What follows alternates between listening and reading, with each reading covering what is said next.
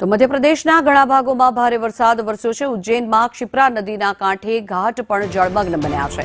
નદીમાં પાણીની ભારે આવક વચ્ચે રામઘાટ પણ ડૂબી ગયો છે, ત્યારે ઘાટ પરના મંદિરોમાં પ્રવેશ્યા છે નદીના પાણી। લોકો પાણી વચ્ચે પણ ધાર્મિક વિધિ કરતા નજરે પડી રહ્યા છે। હાલ જ્યારે શ્રાદ્ધના દિવસો ચાલી રહ્યા છે, ત્યારે આ ઘાટ પર પાણી ફરી વળ્યા છે, જેના કારણે થઈને વિધિ કરવા આવનારા લોકોને હાલાકી પડી રહી છે। પરંતુ છતાં આ ઘાટ ઉપર પાણી ફરી વળ્યા હોવા છતાં પણ લોકો અહીંયા ધાર્મિક વિધિ કરતા નજરે પડી રહ્યા છે। વરસાદના કારણે થઈને લોકોને ભારે હાલાકીનો સામનો કરવાનો વારો આવી રહ્યો છે।